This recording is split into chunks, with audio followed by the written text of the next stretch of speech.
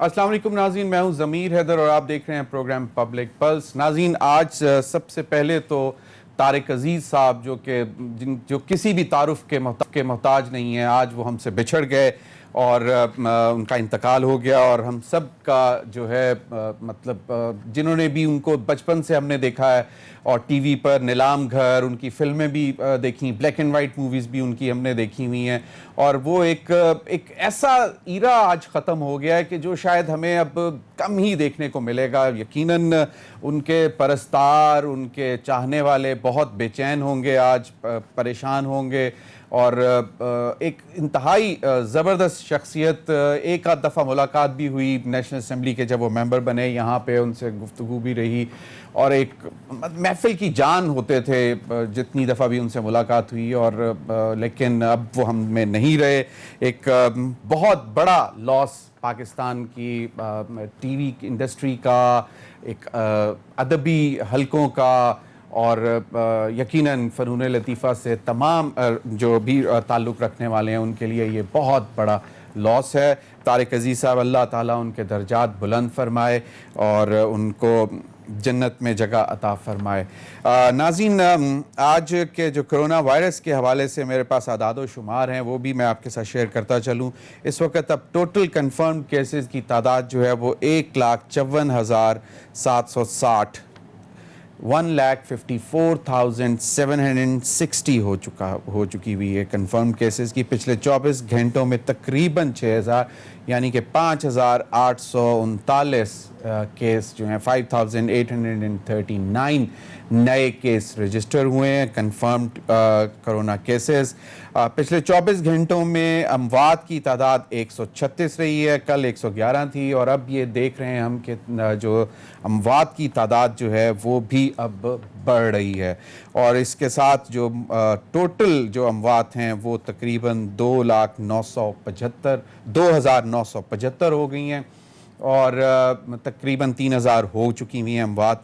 ये बहुत तशवीशनाक बात है। और टोटल टेस्ट जो इस 24 घंटे में हुए वो 28,117 हुए, जिसमें से 5,839 पॉजिटिव आए।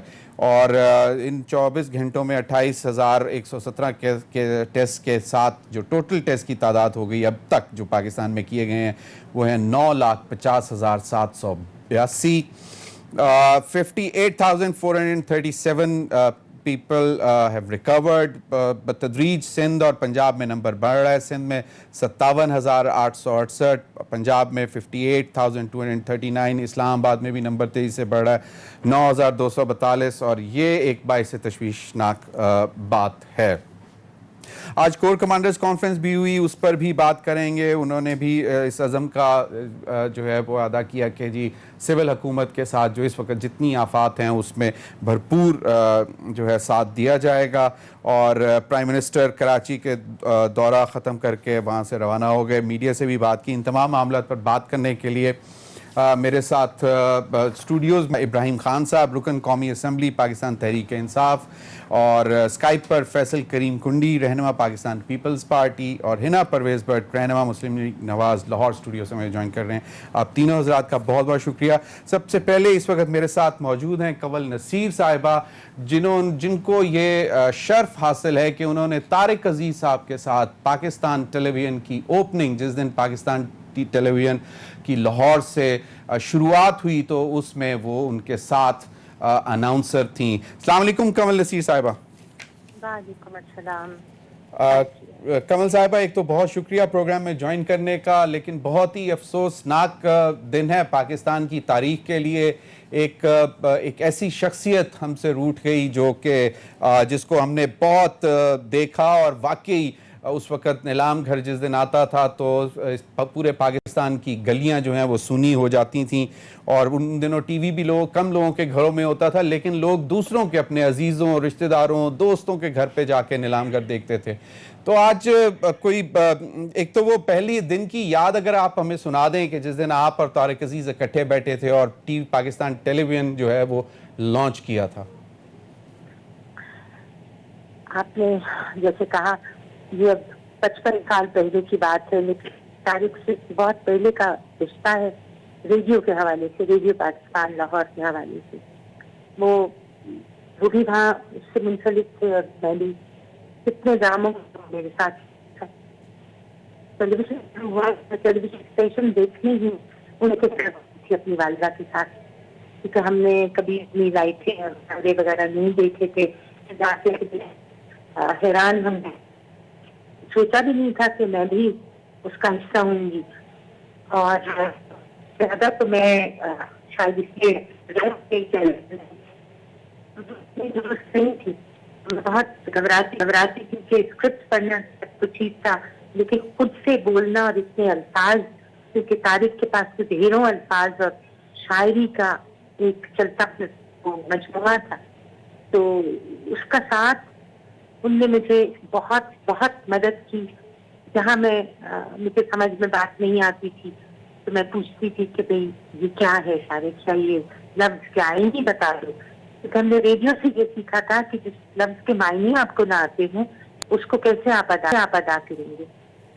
तो ये सीखने का दौर था और रेडियो का एक बहुत बड़ा ब्रॉडकास्ट है और सारा जो उसका जेर जबर और नोक पलट दुरुस्त हुई वो रेडियो पाकिस्तान से से हुई। अगर खबरों वाला नहीं आता तो तारिक खबरें भी पढ़ते थे, टीवी स्टेशन पे थे। वो खुद कहते थे कि जब मंडी के भाव सुनाने वाला नहीं आया तो कहा तारिक जाके सुना दे। वो इतनी हम्बल था कि वो ये भी कर देते थे। और फिर नीलाम घर के 4 दहाइयों पे लेके जाना एक प्रोग्राम को और उतना ही पॉपुलर रहना ऑडियंस में, तो उसकी अपना पर्सनालिटी, अपना कैरेक्टर उसमें इस कदर था और उसकी एनर्जी। और मैंने अभी टेलीविजन पे भी कहा कि वो सीने से बोलता था, अपने दिल से बोलता था, उसको किसी से उधार लेने नहीं पड़ते थे अल्फाज। तो इसमें रेडियो का बहुत बड़ा हाथ है और उसकी अपनी मेहनत है और फिर किस्मत भी, लेकिन सब कुछ मेहनत से। और उसने जितना नाम पाया और उसका नाम हमेशा पाकिस्तान की ब्रॉडकास्टिंग में सुनहरे हरूफ से लिखा जाएगा। और जब भी तारीख दोहराई जाएगी तो इस मुल्क की सकाफत की, ब्रॉडकास्टिंग की, टेलीविजन की खास तौर पर, तो तारिक अजीज का नाम इंशाअल्लाह हमेशा कायम दायम रहेगा। यकीनन कमल, आपका तो बहुत एक तवील उनका साथ था, तो कोई एक ऐसा वाकया जो आप समझती हैं कि जिंदगी भर आप नहीं भुला सकेंगी? यकीनन बहुत से होंगे, लेकिन शायद कोई एक आध ऐसा वाकया होगा जो तारिक अजीज साहब के साथ आप पेश आया हो, आप उनके साथ हो और वो आप समझती हैं कि वो that would remain with you for ever. मैं कभी जब आपस में, क्योंकि आप जानिए कि हम उस अहद के लोग हैं जब बहुत मोहब्बतें होती थी, कि सब एक जगह को ओन करते थे। हम कभी नहीं सोचते थे कि हम अलग अलग कहीं से आए हैं। जिस तरह रेडियो को हम आज भी अब तक आवाज देकर हम पहुंच जाते हैं। तारिक को जब टीवी भी कर रहे थे तो ड्रामा भी करते थे रेडियो का, होता था तो उसको जल्दी जाना होता था, तो आखिरी जो अनाउंसमेंट होती थी 9 बजे पीटीवी की, तो फिर मुझे क्लोजिंग करना पड़ती थी, तो हमारी झड़प हो जाती। तो वो एक आता था, वहीं से भाग के जाके वो रेडियो पे बोल लेते थे और फिर आ जाते थे। तो मैं बहुत नाराज हुई, मैंने कहा नहीं, मुझे आज घर जाना था, तुम्हारे ड्रामा जो है वो मेरे लिए मुसीबत हो गया कि भाई आपको वो जरूर करना है। तो उसने एक बात कही जो मेरे साथ हमेशा जिंदगी में रहेगी। उसने कहा देखें, घर है, अम्मी है, अब्बा है, सब वहाँ भाई है, तुम वहाँ चली जाओगी, है ना? और मैंने जाके तो ये भी सोचना है कि रात को खाना क्या है। अच्छा। तो मुझे ऐसी दिल को बात लगी कि मैं अपने आप को माफ कर, मैंने उसको इतना अपोलोजाइज किया कि मैंने क्यों कहा तुम्हें ये बात। लेकिन जब आप इकट्ठे काम करते हैं और इस कदर शऊर वाले इंसान के साथ काम करें जिसका ज़हन साफ हो, जिसका हर बिल्कुल कमल, एक क्विकली कमल, बिल्कुल यकीनन। तो इस बात से तो मुझे लगता है कि मुझे अगर आप कंफर्म कर देंगे, he was really a self made person, जो भी थे मतलब खुद बने सेल्फ मेड, जो हम कहते हैं कि जो भी हाइट्स उन्होंने अचीव की, it was like his own personal efforts. Oh yes, most certainly. He could sleep on the footpath, he could sleep on the first floor. He loved the city, he loved his words were all his own, and that's the difference between anchors today and anchors of that time, because everybody had their their personality in their words, you know. They didn't do scripted things. Their words were the truth coming from their hearts. You know, that's the difference. صحیح. بہت بہت شکریہ کنول نصیر صاحب نے tribute پیش کیا طارق عزیز صاحب کو. ایک ورسٹائل پرسنالٹی ہمارے ساتھ نہیں رہی. ابراہیم خان صاحب آپ سے گفتگو کا آغاز کروں گا. تھوڑا سا ذرا آج کے معاملات دیکھ لیں. اختر مینگل صاحب نے جو گفتگو کی وہ ذرا سن لیں. انہوں نے آج پارلیمنٹ میں کیا کی اور پی ٹی آئی کیا پریشان ہے, کیونکہ اطلاعات یہ ہیں کہ شاید کوئی پریشانی نہیں ہے اور کوئی نئی ڈیمانڈ شاید آ جائیں گی بلوچستان کی طرف سے اور پھر معاملات اسی ڈگر پہ چل پڑیں گے کہا یہ جا رہا ہے. لیکن پہلے ذرا یہ شارٹ سن لیں. حیدر ذرا اختر مینگل صاحب کی گفتگو آج کی سنوا دیں جو پارلیمنٹ میں کی انہوں نے. آج باقاعدہ بلوچستان نیشنل پارٹی کی سینٹرل کمیٹی کے فیصلے کی توجہ سے پی ٹی آئی سے میں اپنی پارٹی کے اتحاد کے خاتمے کا باقاعدہ اعلان کرتا ہوں. باقاعدہ اعلان کر دیا. جی ہاں, مقصد ہے کہ میں نے ان کی پوری آج اسپیچ سنی, میں اسمبلی میں موجود تھا جی. تو کچھ باتیں بہت ان کی سچی تھیں, کچھ گلے بھی ٹھیک تھے, لیکن ان کے کچھ باتیں جو تھی وہ جو ایک عنصر اس میں آتا ہے زہر اگلنے والا آرم فورسز آف پاکستان کے متعلق, میں سمجھتا ہوں وہ انکالڈ فار تھا, اس کی ضرورت نہیں تھی. اب یہ سارے سب بڑے سردار بڑے یہ جتنے بھی بلوچستان کے بگ لینڈ لارڈز ہیں, کس نے ان کو روکا ہے کہ آپ اس صوبے میں جو ہے ترقی نہ کریں, اسکول نہ بنائیں, بچوں کو تعلیم نہ دلوائیں, وہاں پر انفراسٹرکچر نہ بنائیں؟ یہ تو بلوچستان کی ہسٹری رہی ہے, آپ اٹھا کے دیکھ لیں. میں اختر مینگل صاحب پہ یہ نہیں کر رہا, میں جنرل آپ کو بتا رہا ہوں تھرو آؤٹ کہ پیسہ گیا سینٹر کی طرف سے. جب 18ویں ترمیم نہیں تھی اس وقت بھی, 18ویں ترمیم ہونے کے بعد بھی آپ کو یاد ہوگا وہ جو ایک سیکٹری پکڑا گیا اس کے گھر سے جتنا وہ اربوں روپے جی 67 بلین اس طرح کچھ جی اس طرح کے پیسے وہاں سے برآمد کے کاغذات میں ہر چیز بن رہی ہے, کاغذات میں ہو رہی ہے, آن گراؤنڈ کچھ بھی نہیں. تو میں سمجھتا ہوں اس کو اسی لیے ہم چاہتے ہیں کہ 18ویں ترمیم میں تھوڑا سا کوئی بہتری لانے کے لیے کچھ ایسے انتظامات کیے جائیں کہ اس میں وفاق کو بھی کچھ حصہ ملے دیکھنے کا, کہ اگر وہ کچھ چیزیں ایسی دیکھے کہ اس میں کچھ غلط ہو رہا ہے تو اس کو کوئی تھوڑا روکنے کا یا ان کو ڈائریکشن دینے کا ان کے پاس کوئی ہو. لیکن 18ویں ترمیم کے بعد ایسے لگتا ہے کہ جیسے ہم نے 4 بادشاہ مملکت بنا دیے ہیں اس ملک میں, اور وہ جو ان کی مرضی آتی ہے وہ کرتے جائیں اور کوئی ان سے پوچھنے والا نہ ہو, اکاؤنٹیبلٹی نہ ہو. اور نہیں تو معاملات اگر 18ویں ترمیم کے بعد بھی اتنا بڑا گلہ کرے گا ایک اتحادی وفاق میں آپ کے ساتھ, وہ گلہ کیوں کر رہے ہیں کہ سب کچھ تو آپ نے 18ویں ترمیم میں دیا ہوا. میں عرض یہ کر رہا ہوں نا کہ کوئی پنجاب سے اٹھ کے تو سارے وہاں پر ایڈمنسٹریشن نہیں کر رہے نا, ان کے اپنے ہی لوگ ہیں جو ایم این ایز ہیں, جو سینیٹرز ہیں, جنہوں نے گورنمنٹ فارم کی ہوئی ہے.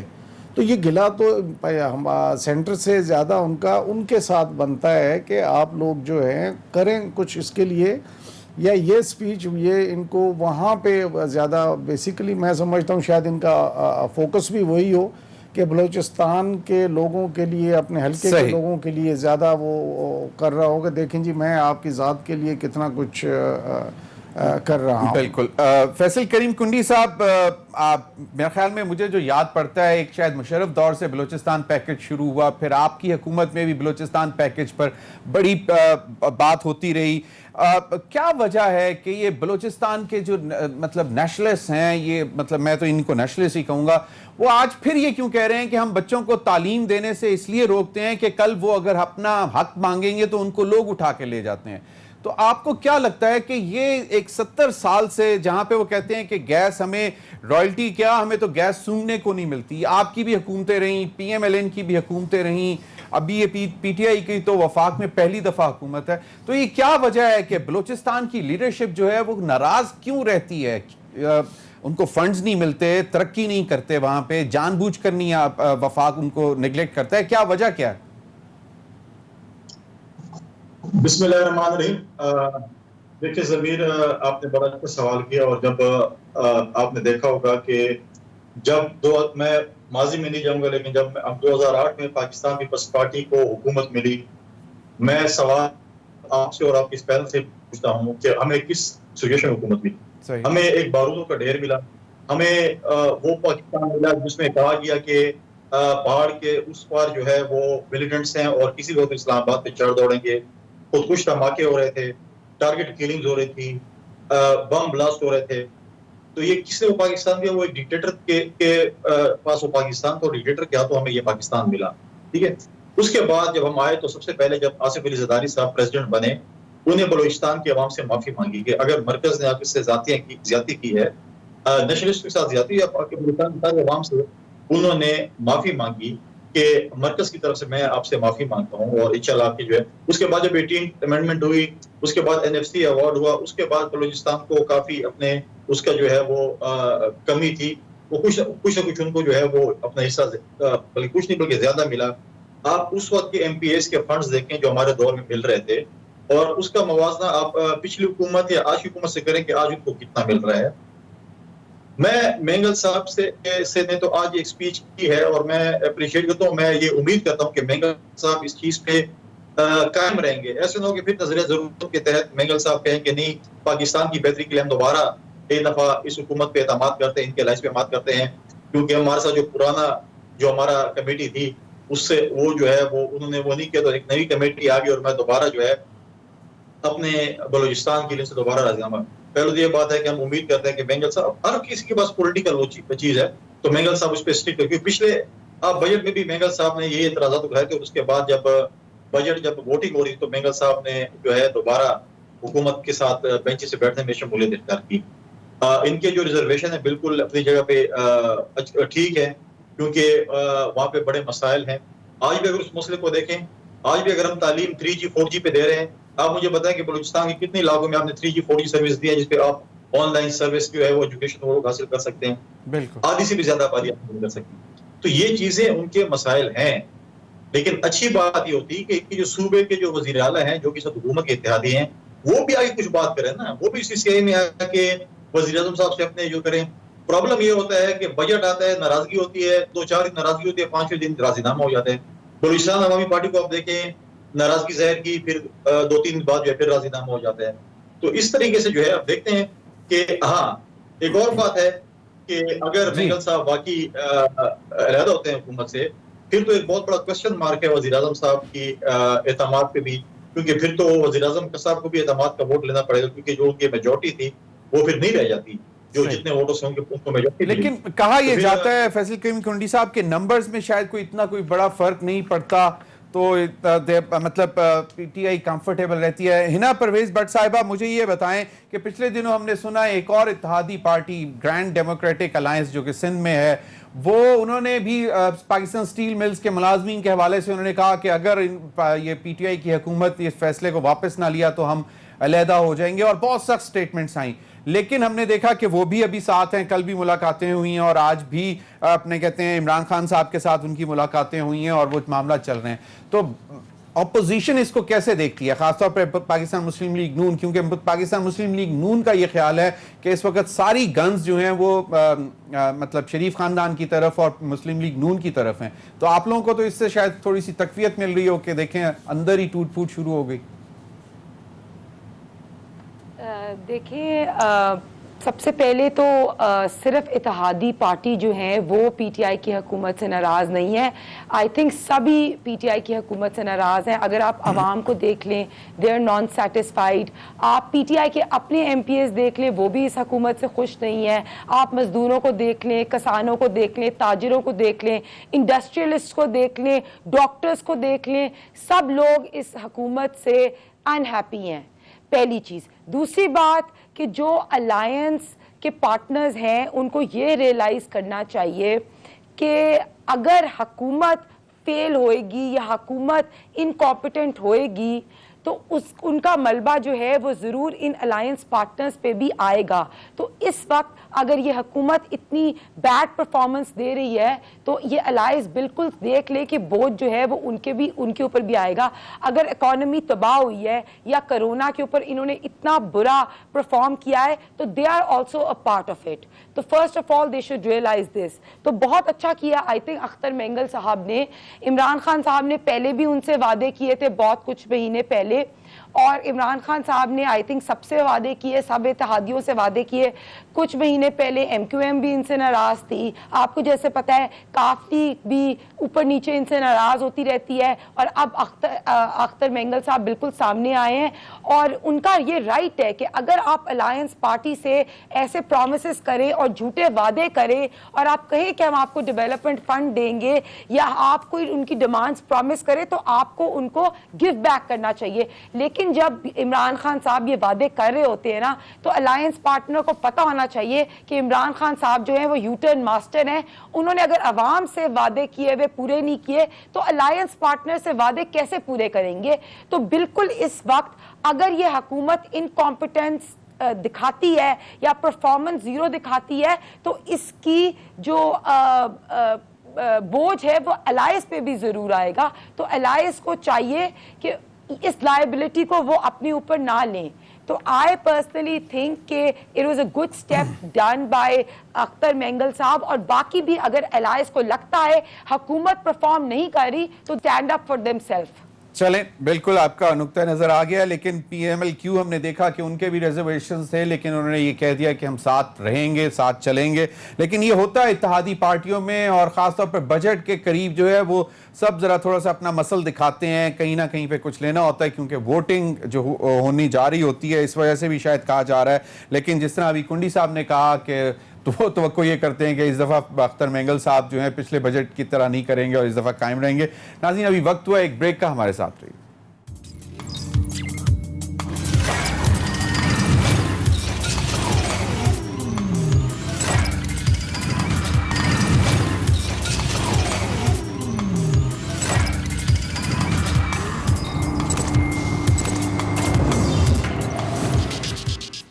Welcome back. ابراہیم خان صاحب, اختر مینگل صاحب نے معاشی جو صورتحال ہے اور اس پر جو آپ کی مطلب ایک ریٹورک تھا پی ٹی آئی کا کہ جی ہمیں کیا کس صورتحال میں پاکستان ملا, اب یہ تقریباً 19 مہینے ہونے سے زیادہ عرصہ ہو گیا ہے بلکہ, تو اس پر انہوں نے ایک گفتگو کی کہ کیا کرتے ہیں, وہ بھی ذرا سن لیں, پھر اس پر آپ کا بھی کمنٹ میں چاہوں گا.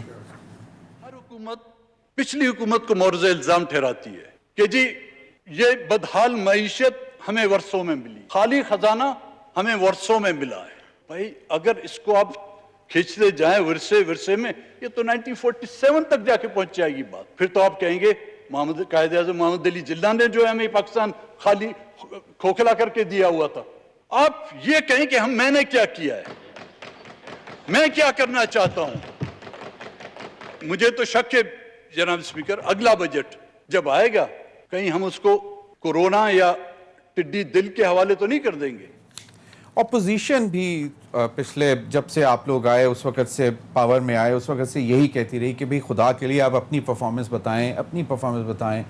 ابھی بھی آپ کے اپنے اتحادی اگر یہ کہہ رہے ہیں کہ جی یہ ریٹورک کب تک چلتا رہے گا, تو یہ مطلب ایک باقاعدہ ایک سوالیہ نشان نہیں بن جاتا آپ کی حکومت کی معاشیات کے حوالے سے پرفارمنس کے؟ جی میں عرض کرتا ہوں, آپ سب سے پہلے یہ اٹھا کے دیکھ لیجئے کہ آپ کا جو ٹریڈ ڈیفیسٹ تھا $20 بلین سے $3 بلین پہ آ گیا ہے.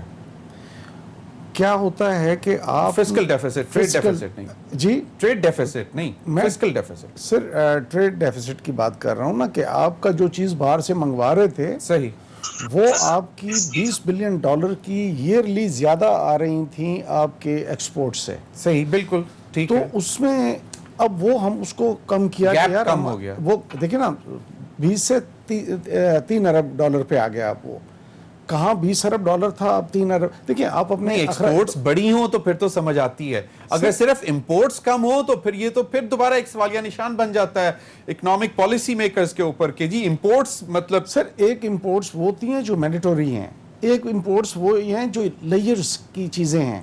آپ مقصد ہے گھر میں کہتے ہیں ڈانگ نہیں اور میری بندوق لے آؤ والی بات تو نہیں کر سکتے نا, کہ آپ کے پاس اتنا پیسہ ہے نہیں اور آپ جو ہے وہ باہر سے چیزیں اننیسیسری جن چیزوں کی ضرورت ہی نہیں ہے وہ آپ اٹھا کے وہ آپ پاکستان میں جمع کرتے جائیں, اور اس سے پھر جو ہے ظاہر ہے جو آپ کا بیلنس جو ہے وہ خراب ہوگا. جس طرح گھر چلایا جاتا ہے کہ جتنی انکم ہے اس کے مطابق پاؤں پھیلائیں.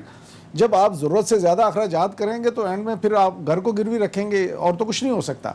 تو اس لیے وہ اس کو کم کرنا بہت ضروری تھا. اس سے زیادہ پھر ہم اب اس وقت جس چیز پہ سب سے زیادہ کنسنٹریٹ کر رہے ہیں وہ ہے الیکٹریسٹی. الیکٹریسٹی جو ایک مین چیز ہے نا جی, اس کی جب تک قیمت کم نہیں ہوتی نہ آپ کا ایگریکلچر اٹھ سکتا ہے, نہ آپ کی انڈسٹری اٹھ سکتی ہے. حالات ہمارے یہ ہو گئے تھے کہ انفلیشن کی وجہ سے اور یہ ٹریڈ ڈیفیسٹس کی وجہ سے آپ کے مقصد ہے کہ انہوں نے بینکوں کے ریٹس بھی اتنے ہائی کر دیے تھے کہ 18% پہ جا کے مقصد ہے کہ بینک جو ہے وہ آپ کو لوننگ کر رہے ہیں. کون سی ایسی دنیا کی انڈسٹری ہے جو کہ 18% بینک کو بھی دے اور اس کے باوجود اس میں سے پروفٹ لے سکے؟ صحیح. تو کاسٹ آف پروڈکشن جو تھی اس کو کم کرنے کے لیے الیکٹریسٹی کے اس پہ کام ہو رہا ہے. آلٹرنیٹ انرجی کی طرف ہم بڑے زور و شور سے کام کر رہے ہیں. اور جو موجودہ اس وقت یہ کارٹیل بنا ہوا تھا آئی پی پیز کا, ابھی بھی تو پیسے دیے ہیں. اس دن عمر ایوب صاحب نے ایک نجی ٹی وی کے پروگرام میں بتایا کہ 2 ارب روپے دیے ہیں یہ رزاق داؤد صاحب اور ندیم بابر صاحب کی جو کمپنیز تھیں آئی پی پیز ان کو. جی وہ دیکھیں نا لاک بیک تھا نا, پچھلا آ رہا تھا, لیکن اب ان کو بتایا گیا ہے کہ یار پہلے ہمیں کیا کرنا ہے, ہمیں آلٹرنیٹ انرجی کی طرف جانا ہے. اب آپ کو میں اگین ایک مثال دوں گا کہ قطر نے 800 میگا واٹ سولر سسٹم کی بجلی لی ہے جی کیلیفورنیا کی ایک کمپنی سے 1.57 سینٹس پر یونٹ. اب وہ اس کی اگر آپ روپے میں کر لیں تو 2.5 روپے یونٹ بنتی ہے جی. اب قطر جیسا ملک جس میں کہ تیل نکلتا ہے اور وہ بھی آلٹرنیٹ انرجی کی طرف جا رہے ہیں, اور یہاں پر جہاں پہ کہ تیل نام کی کوئی اور چیز فرنس آئل پہ ریلائنس زیادہ ہے اور اسی وجہ سے بجلی بھی مہنگی ہے. 70% آپ کر رہے ہیں اس میں. ایگزیکٹلی, بالکل, تو نو اس ڈاؤٹ.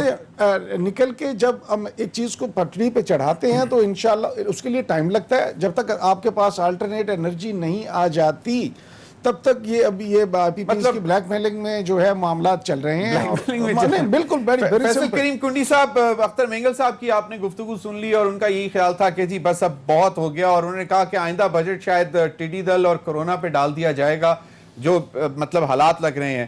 پیپلز پارٹی نے بھی آج بجٹ پیش کیا ہے سندھ میں, اور ان کو بھی کافی مسائل کا شکار تو تھے, لیکن آپ کو کیا لگتا ہے کہ کیا ہم اس صورتحال سے جلد نکل سکیں گے؟ مطلب جو اس وقت معاشی بحران ہے, جو حکومت کے فیصلے ہیں کہ لاک ڈاؤن جو ہے اسمارٹ لاک ڈاؤن ہوگا, اگر بالکل بند کرتے ہیں تو معاشی صورتحال اور خراب ہوتی ہے. تو آپ کو کیا لگتا ہے کہ ہم آئندہ بجٹ میں کرونا اور ٹیڈی دل پہ نہیں ڈالیں گے یہ معاملات؟ زمین پہلے سوال تو یہ ہے کہ ابھی میرا صاحب نے آپ نے تحریر دکھائی, اس کے متعلق میں نے پہلے ذکر کر دیا. اب انہوں نے یہ کہہ دیا کہ اگلے سال شاید وہ یہ حکومت اس حالات پہ ڈال دے, ٹیڈی دل پہ یا کورونا پہ. آپ کہہ رہے ہیں کہ ہم کیسے مقابلہ اور یہ جو ہے کیسے ختم ہوگی. پہلے تو میرا سوال یہ ہے کہ ہم اس کے خلاف لڑ کیسے رہے ہیں. آج آپ دیکھیں کہ میں نے پہلے بھی آپ کے ساتھ کافی پروگرامات کیے ہیں اسی کورونا کے حوالے سے اور ایشوز کے اوپر. آج تو دیکھیں بڑے افسوس سے مجھے آج کہنا پڑا کہ وزیر اعظم صاحب نے آج تو یہ ثابت کر دیا کہ ہم اکٹھے یہ جنگ نہیں لڑ رہے. وزیر اعظم صاحب نے یہ ثابت کر دیا کہ وہ الیکٹڈ نہیں سلیکٹڈ وزیر اعظم ہیں. کیونکہ آج جب وہ سندھ کے دورے پہ گئے, آج جب وہ کراچی میں تھے 2 دن, کیا انہوں نے وہاں کے چیف سیکرٹری جو کہ چیف منسٹر سندھ ہوتے ہیں, کیا ان کو اعتماد میں لیا؟ کیا ان کے ساتھ میٹنگ کی, ان سے یہ پوچھا کہ دیکھیں کہ جنگ کی صورتحال ہے, آپ کو کیا امداد چاہیے, کیا صورتحال ہے, کیا پینڈیمک میں کیا ہو رہا ہے, کیسے لڑ رہے ہیں, کیا ہو سکتا ہے, کیا نہیں ہو سکتا. مطلب ہے کہ یہ ایک چیز ہوتی ہے جو کہ ایس او پی ہوتی ہے. پھر مجھے بتائیں کہ ایک ایس او پی ہوتی ہے پرائم منسٹر کا جب صوبوں کا وزٹ ہوتا ہے, ان کی اپنی ایک ایس او پی ہوتی ہے کہ آپ صوبے میں جائیں گے, پولیٹیکل لیڈر سے بھی ملیں گے, وہاں کی چیف سیکرٹری سے بھی ملیں گے, آپ گورنر سے بھی ملیں گے, آپ اپنے ذاتی دوستوں سے بھی مل سکتے ہیں, وہ چیز ہوتی ہیں. لیکن آج بڑے افسوس سے کہنا پڑا جو 2 دن انہوں نے وزٹ کیا تو انہوں نے وہاں کی حکومت کو بالکل اعتماد نہیں. دیکھیں جنگوں میں ایسے جب ہم تو سن رہے تھے فیصل کریم کنڈی صاحب, ہم تو سن رہے تھے کہ شاید ان کی ملاقات ہوگی, تو وہ ملاقات نہیں ہوئی, اور اس کی وجہ یہ بھی ہو سکتی ہے کہ شاید چیف منسٹر بجٹ میں مصروف ہوں گے اور وہ ٹائم نہیں نکل سکا ہوگا ان کے پاس. دیکھیں وہاں کے اسپوکس مین نے آلریڈی جو اپنے چیف منسٹر کے ترجمانوں نے پہلے ہی کہہ دیا تھا کہ ہمارے پاس ہمارے سے نہ رابطہ ہوا ہے, نہ ان کا شیڈول شیئر ہوا ہے, نہ ملاقات ہوئی ہے. وہ کل آپ نے دیکھا مرزا وہاب صاحب بھی کہتے ہیں. لیکن دیکھیں جب جنگی صورتحال ہوتی ہے, پینڈیمک ہے, تو آپ وزیر اعظم جب آپ بن گئے تو آپ مرکز کے وزیر اعظم ہیں, آپ پورے ملک کے وزیر اعظم ہیں. آپ صرف جو ہے وہ صرف آپ اسلام آباد یا بنگال یا KPK کے وزیر اعظم نہیں ہے, پنجاب کے وزیر اعظم نہیں ہے, آپ کے انڈر پورا پاکستان آ جاتا ہے. ٹھیک ہے, ہم تو کہتے ہیں کہ آپ کہتے ہیں الیکٹڈ, ہم کہتے ہیں آپ سلیکٹ ہو کے ہیں, تو آپ نے آج ثابت کر دیا کہ آپ جب سندھ گئے اور آپ نے وہاں کی حکومت کو بائی پاس کیا تو آپ نے ثابت کر دیا کہ میں سلیکٹڈ ہوں کچھ خاص لوگوں کا, میں الیکٹڈ نہیں ہوں. اگر آپ الیکٹڈ ہوتے تو سندھ کو بھی لے لیتے. آپ اپنے جب آپ کی جنگی صورتحال ہوتی ہے تو آپ اپنے ذاتی دشمنوں کو بھی کہہ دیتے ہیں کہ جی فی الحال ہم یہ جنگ ہم وہ کر لیں, اس کے بعد ہم اس پہ وہ کریں گے. لیکن آج جس طریقے سے پھر آپ دیکھیں کہ آپ لوگ اب کیا میسج دے رہے ہیں. آپ نے پیچھے جو دیکھا, محترمہ, میں ان کی بڑی عزت کرتا ہوں جو ہیلتھ منسٹر پنجاب کی, وہ ایک بڑی اچھی گائنیکالوجسٹ ہیں, لیکن جس طریقے سے انہوں نے ٹوکا لاہور کے لوگوں کو کہ جی یہ لوگ یہ جاہل ہیں, مطلب ہے کہ آپ کیا ٹی وی پہ دے رہے ہیں. ہنا پرویز, یہ چلیں ہنا پرویز بٹ تو لاہور کی مطلب بالکل مطلب لاہوری ہیں, اور وہ تو آپ کو بھی کچھ ایسا لگا ہے, لیکن میرا خیال ہے کہ وہ تو انہوں نے کہا کہ لاہوری ایک مطلب ایک منفرد قوم تو ہے. مطلب میں خود بھی اپنے کہتے ہیں ابھی بھی میرا گھر لاہور میں ہے, میں پڑھا بھی ہوں لاہور میں, گورنمنٹ کالج لاہور میں, تو وہ ایک اپنا سٹائل تو ہے لاہوری ایک, مطلب وہ 10 لوگوں میں علیحدہ اگر لاہوری ایک ہے تو وہ پتہ لگ جاتا ہے کہ ہے. تو اس میں کوئی ایسی بات تو نہیں انہوں نے کی کہ جی شاید برا لگ جائے لاہوریوں کو. ہنا صاحبہ. ضمیر صاحب, پہلے تو مجھے میرے آنریبل کولیگ ابراہیم خان صاحب کی بات سن کے بڑی ہنسی آئی. انہوں نے کہہ دیا امپورٹ جو ہے وہ کم ہوئی ہے, اور اس پہ انہوں نے اس کو بھی سیلیبریٹ کیا. تو میں ان کو بتاتی چلوں کہ امپورٹ اس لیے کم ہوئی ہے کہ نئے پاکستان میں manufacturing sector, large scale manufacturing اور چھوٹے بزنسز بند ہو گئے ہیں. تھوڑے سے نمبرز ان سے شیئر کرتی جاؤں کہ 2013 میں پرانے پاکستان کا GDP جو تھا وہ 5.5% تھا. نئے پاکستان کا GDP -0.4% ہے. پرانے پاکستان میں 315 بلین کی اکانومی تھی. نئے پاکستان کی اکانومی 265 بلین ہے, 50 بلین کی اکانومی کانٹریکٹ کی ہے. پرانے پاکستان کا انفلیشن ریٹ 4% تھا, ان کے نئے پاکستان کا انفلیشن ریٹ 11% ہے. ایگریکلچر سیکٹر ہمارے ٹائم میں 4% تھا, اب ایگریکلچر سیکٹر 2% پہ ہے. Service sector negative, large scale manufacturing negative. یہ جو ہے IMF کا ٹوٹلی ڈکٹیٹڈ بجٹ ہے. اگر سندھ 10% سیلری انکریز کر سکتا تھا تو فیڈرل اور پنجاب کیوں نہیں سیلری انکریز کر سکتا تھا. اور عمران خان صاحب کہتے تھے کہ یہ ہمارے دور میں, نواز شریف صاحب کے دور میں ہر روز کی 12 کروڑ کی کرپشن ہوتی ہے. تو آپ 12 کروڑ روپے کو 365 ڈیز سے ملٹیپلائی کریں اور اس کو انٹو 2 ایئرس کریں تو یہ تو 8,000 ارب روپے انہوں نے بچا لیے ہوئیں گے. اور اگر نہیں بچائے تو یہ پیسے کہاں ہیں؟ پھر ان کے لوگ جو ہیں وہ کھا رہے ہیں. عمران خان صاحب تو کہتے تھے اگر حکمران چور ہوں تو لوگ ٹیکس نہیں دیتے. انہوں نے تو اپنا ٹیکس کا جو ہے وہ پورا ہی نہیں کیا ٹارگٹ. تو یہ تو بات کریں ہی نا, امپورٹ کم کرنا ہمارے لیے اچھی بات نہیں ہے. ہم نے اپنی مینوفیکچرنگ سیکٹر کو ٹوٹلی ڈسٹروائے کیا ہے. اور آپ PTI کی بات کر رہے, آپ عمران خان صاحب کی بات کر رہے ہیں کہ وہ فیڈرل جو فیڈرل ہے وہ سندھ کو سپورٹ کرے. عمران خان صاحب صرف PTI کے چیئرمین ہیں, انہوں نے اپنے آپ کو سمجھا ہی نہیں ہے کہ وہ وزیر اعظم پاکستان ہے. وہ ابھی صرف وزیر اعظم PTI کے ہیں. ان کو چاہیے تھا کہ آگے بڑھ کے فیڈرل کو سپورٹ کرتے, خود میک شور کرتے کہ ان کی اسکیڈول آف میٹنگز میں CM سندھ کے ساتھ ملاقات ہونی چاہیے تھی. اور ہاں ہوتی. اور یاسمین راشد صاحبہ ایک بہت آنریبل ہماری پارلیمنٹیرین ہے, سینئر پارلیمنٹیرین ہے. ان کو یہ باتیں کہنا کہ لاہوری قوم جاہل ہے سوٹ نہیں کرتی. پہلی بات, یا تو وہ PTI کے لوگوں کے ساتھ بہت ہینگ آؤٹ کرتی ہیں, ان کو لگتا ہے کہ باقی بھی سارے لوگ جاہل ہیں. لیکن میری بات سنیں, ان کو لاہور کے جتنے لوگ ہیں نا بہت عظیم لوگ ہیں. اور PTI کا یہ صرف یاسمین راشد صاحبہ کا بیان نہیں ہے, آپ سب PTI والوں کو دیکھ لیں. وہ سب سے پہلے اپنی انکمپیٹنس یا تو پچھلی حکومتوں پہ ڈالیں گے یا آپ اپنی انکمپیٹنس کرونا پہ ڈالیں گے. اور اب جو آ گیا ٹائم وہ اپنی انکمپیٹنس جو ہے وہ عوام پہ ڈالنا شروع ہو گئے ہیں.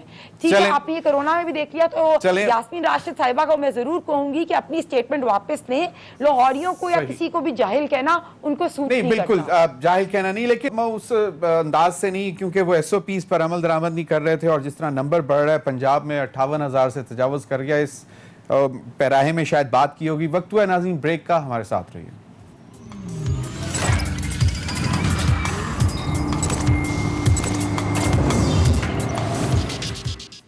Welcome back. फैसल करीम कुंडी साहब, अब आखिरी सेगमेंट में मैं आपसे आऊँगा, फिर हिना साहिबा से और फिर फाइनल कमेंट मैं लूँगा इब्राहिम खान साहब से। आज मौलाना अब्दुल गफूर हैदरी साहब JUI-FA के जो सेनेटर हैं, उन्होंने कहा कि तारीखी बजट है, मुलाजमीन की तनख्वाहों और पेंशन में इजाफा नहीं किया गया, हुकूमत का काम अपोजिशन की पगड़ियाँ उछालना रह गया है सिर्फ। क्या कहते हैं? देखिए जमीर साहब, मैंने इससे पहले सेगमेंट में वज़ीर आज़म के दौरे के मुतालिक आपसे बात की। अभी आप बता रहे हैं कि जी JUI के रहनुमा ने सेनेट में अपना जो स्पीच की उसके बाद से देखें, हमेशा PTI की हुकूमत जो भी चीज आई है इन्होंने हमेशा माजी के हुक्मरानों पर डाला कि माजी हुक्मरानों में ये दिया। देखिए माजी हुक्मरान जब हमारी हुकूमत थी, हमने जैसे मैंने आपको पहले कहा कि हमें एक बारूद से भरा हुआ पाकिस्तान मिला था। हमने वहां पर ऑपरेशन भी किए, हमने स्वात को दहशतगर्दों से क्लियर भी करवाया, हमने वहां पे रिहेबिलिटेशन भी की, हमने फ्लड का भी सामना किया, हमने वजीरिस्तान ऑपरेशन। आपका स्काइप हैंग हो गया, और एक और जो बड़ा जो मसला था वो बिजली की लोड शेडिंग भी बड़ा खौफनाक था।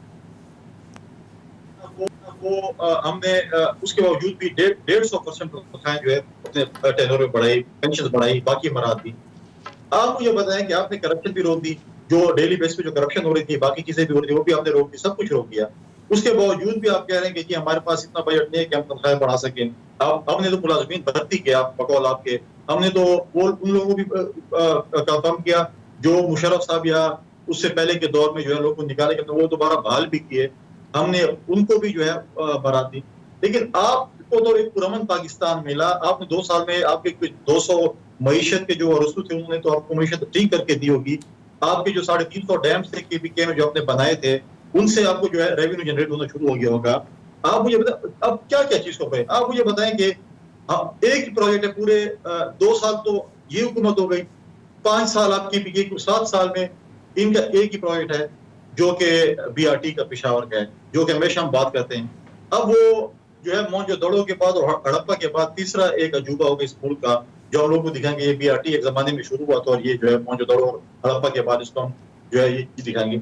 अब मैं कहता हूँ कि मैं आपको दोबारा आज कहता हूँ, आप रखें विजिट, टीम बनाए अपोजिशन और हुकूमत के नुमाइंदों की, आप साथ हों, सिंध चलते हैं, पंजाब चलते हैं, KPK चलते हैं, वहां के एक पॉइंट एजेंडा के हम वहां की हेल्थ फैसिलिटीज देखते हैं कि कौन से सूबे की अच्छी है और हम बाकी सूबों के 2 सूबों को बोलें कि आप इनको फॉलो करें।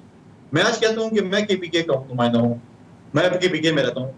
KPK में ऐसा सरकारी अस्पताल आज नहीं है जिसमें फ्री एक्सरे या कोई इलाज होता हो या दवाई मिलती हो, लेकिन मैं आपको सिंध में दिखा सकता हूँ कि वहां पर जो है बाईपास फ्री होते हैं, स्टंट डलवाते हैं, लिवर ट्रांसप्लांट, क्या क्या आपको बताया होते हैं। लेकिन अगर एक चीज हम ठीक करें तो आप उसको फॉलो करें। अगर आप एक चीज ठीक करेंगे हम आपको फॉलो करेंगे। सही, लेकिन ये और मतलब पिछली हुकूमतों पर कब तक ये मिले भाई आपने क्या किया है।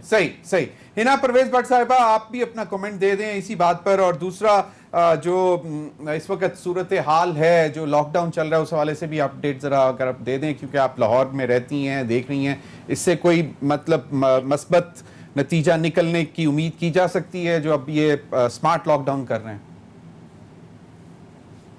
देखिए, कमेंट तो मैं यही ऐड करूंगी कि इमरान खान साहब ने बहुत वादे किए थे। उन्होंने कहा था कि मैं 1 करोड़ नौकरियां दूंगा, लेकिन उन्होंने आके लोगों को बेरोजगार किया।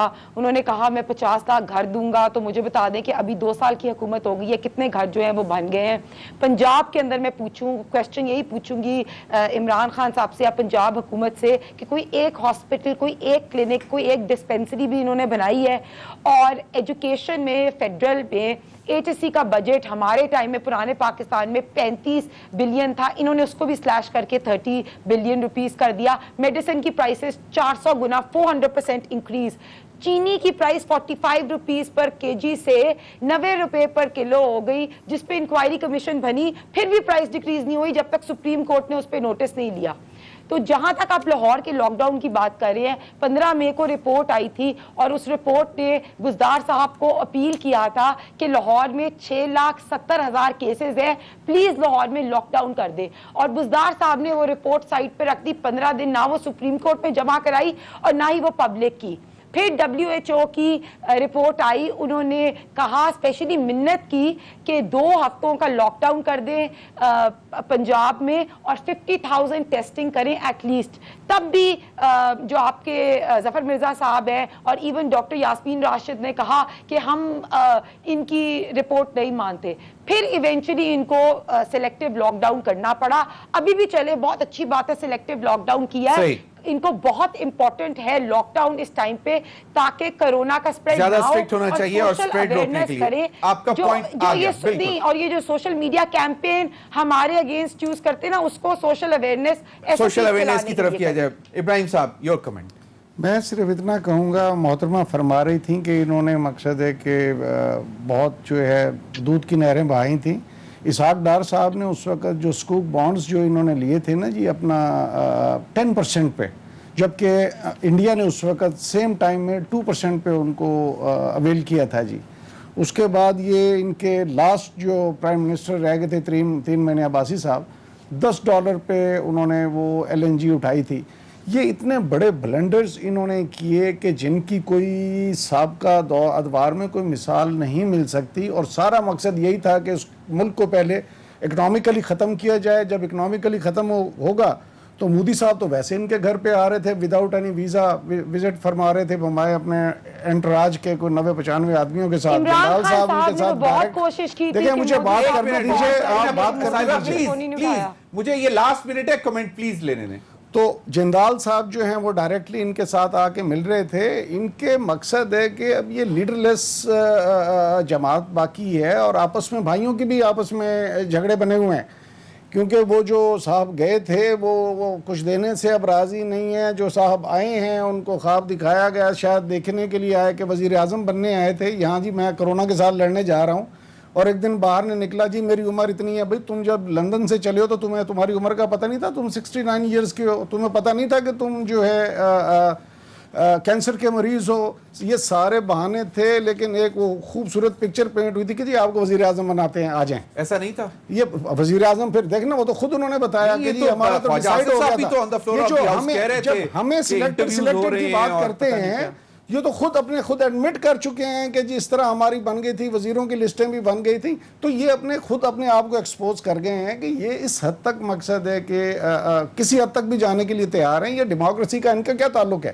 یہ دونوں خاندان جو ہیں یہ ڈائنیسٹیز ہیں، اور اپنے خاندانی وراثت کو ہی قائم رکھنے کے لیے بس یہ آگے بڑھے ہوئے ہیں، اور اس کے علاوہ تو کچھ ہے نہیں۔ چلیں، بہت بہت شکریہ ابراہیم خان صاحب، کریم کنڈی صاحب، ہنا پرویز صاحبہ۔ ناظرین اب تک کے لیے اتنا ہی، اجازت دیجیے، اللہ حافظ۔